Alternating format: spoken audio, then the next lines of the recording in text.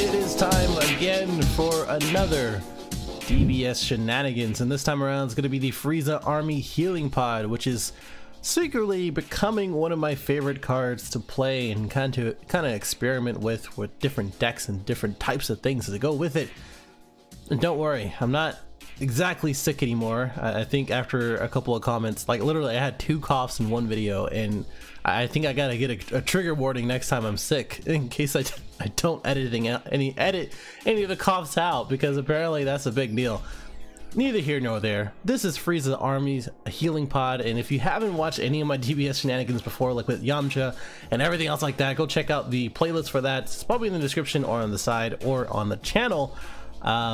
Because here is the time, or this is the time to kind of talk through a card or a number of cards or engines or whatever, and how I can kind of convince you to play it or consider it in different decks and in your deck building, basically. So for this one, Frieza Army Healing Pod, it's a 1 cost green extra card. It's a field card, an auto once per turn. It does say when you play this card, or when you play a green battle card from your drop area, draw 1 card, which is very interesting that it's a specified green battle card, and for the green archetype obviously is a green, so you'll be playing in green, etc, right? But there are a few things that I do want to go over, and a few engines that definitely cater towards this card. Another thing is to activate main of paying 4 with 2 green and then placing in the owner's drop area.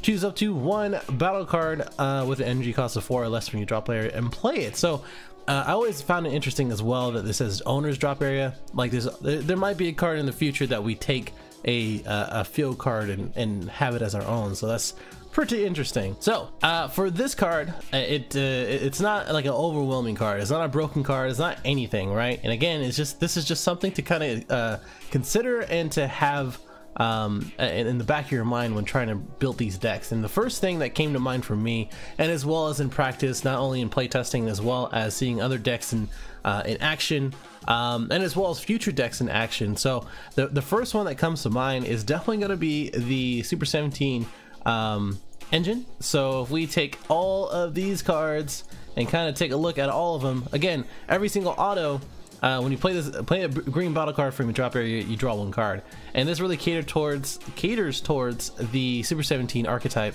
because with this man you can place 1 Android 17 from your hand or drop area into under the card, and then you could get a cost of 4 Super 17 from your deck or drop area and place it on top of the card, and in turn you are playing the card from the drop if you're choosing from the drop, and then you draw 1 card. It's just like if you think of, and again, this is I talked about this before on the ban list, the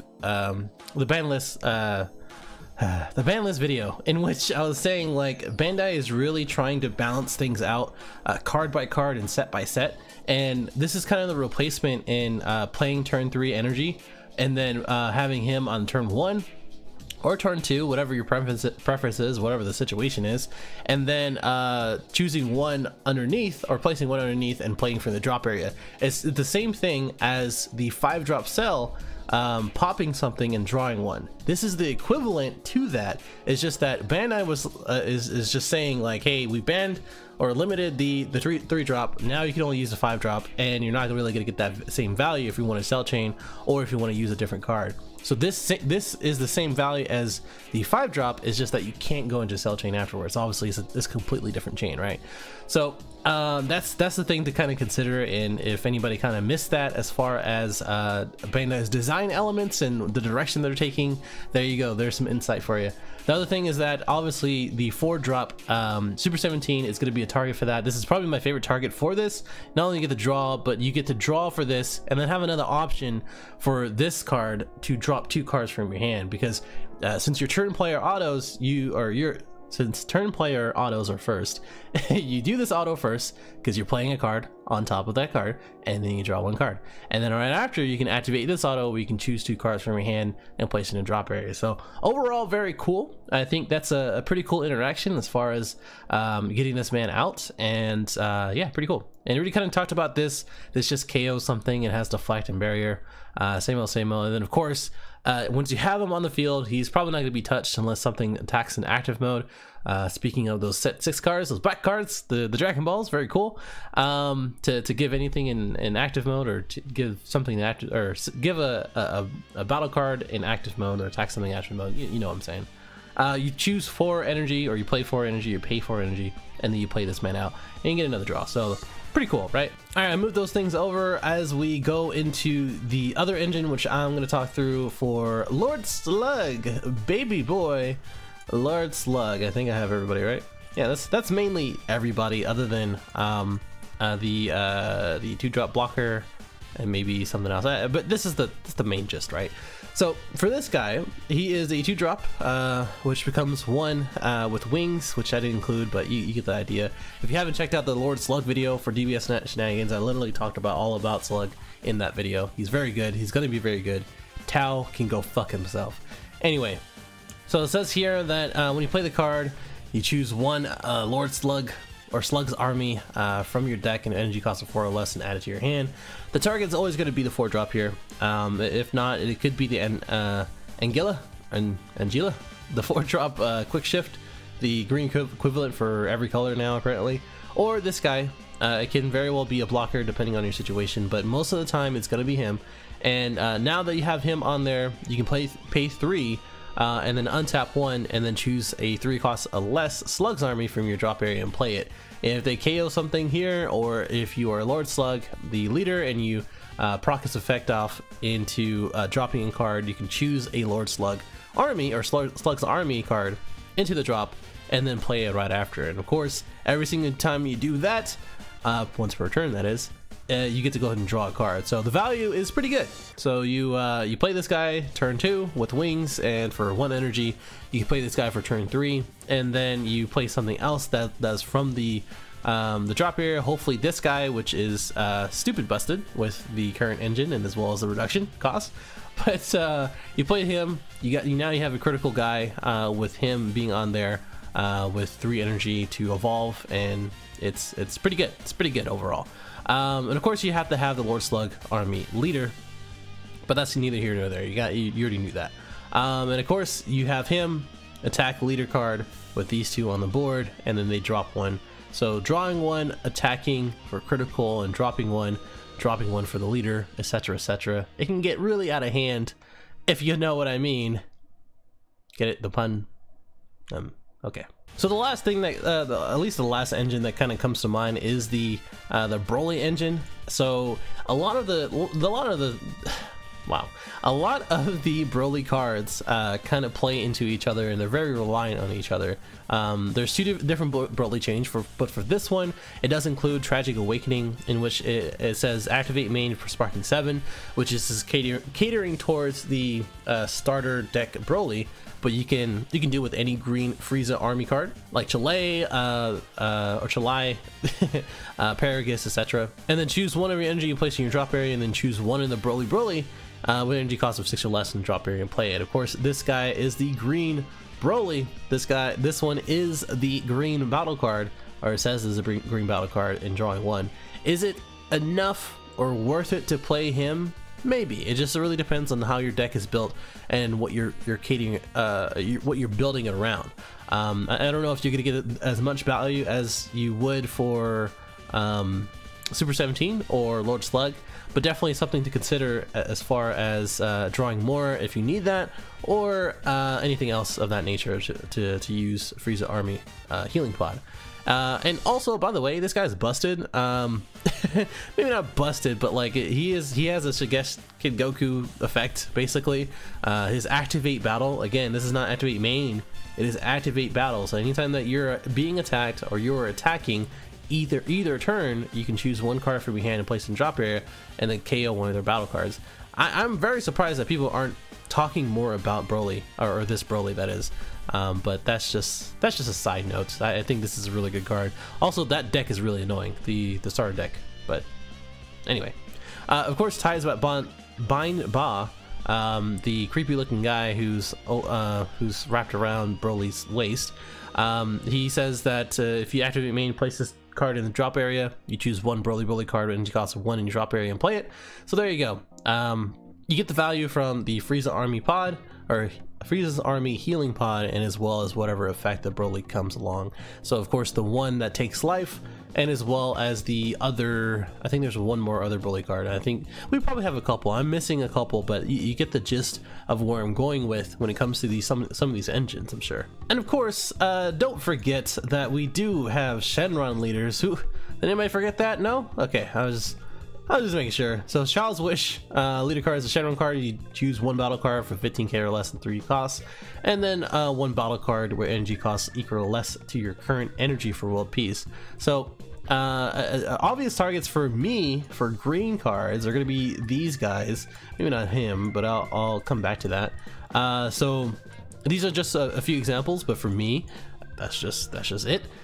For Android 16, obviously he's a revenge blocker, and when he KOs something, he gets to switch to active mode. So the value from getting a draw and then getting a revenge blocker, and if he dies, you can just Child Wish him back and then draw again. So I mean, that's the type of thing. Other thing is that Yamcha does get that on play effect, so the Child's Wish goes onto his auto, where you take a life and they choose one from their hand and drop it, and then you go ahead and draw one. So it's just like a +1, -1, or for them, that is. And then of course he's a 15 critical, which is always a problem, right? No one really likes to deal with that. And of course Chile, the beautiful lychee, right? Is the play on words. That's why she's green. But Zamazu's a baby girl. Like Bulma is the baby mama, Zamazu is the baby daddy. I don't know if you ever seen that. It's pretty weird if you actually look at it.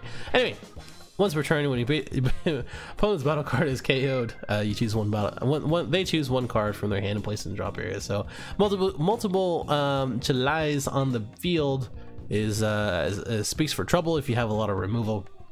And of course you get to draw every single time that you play them out. So those are kind of the, I would say, obvious, right? If you haven't been taking a look at all of the green cards that you have access to, or we have access to, or going to have access to. And when we get to the activate main and pay 4, this doesn't have a green restriction, so this can be any battle card of 4 or less from your drop area and playing it. So to give you a few ideas about that and to open your mind, Neo, this can range from the purposeful, as in this is what it was designed for, card, Vegeta Fully Recovered, in which you play this from your drop area against dual attack 20k, and then when it does attack, you get to KO something 4 or less each time it attacks. So pretty cool as far as that goes. Not the best target, just simply, I mean, it's the best target as far as design goes, right? They obviously made this card, or made this card for this card, but you do get the draw and you get to KO 2 things. Pretty cool.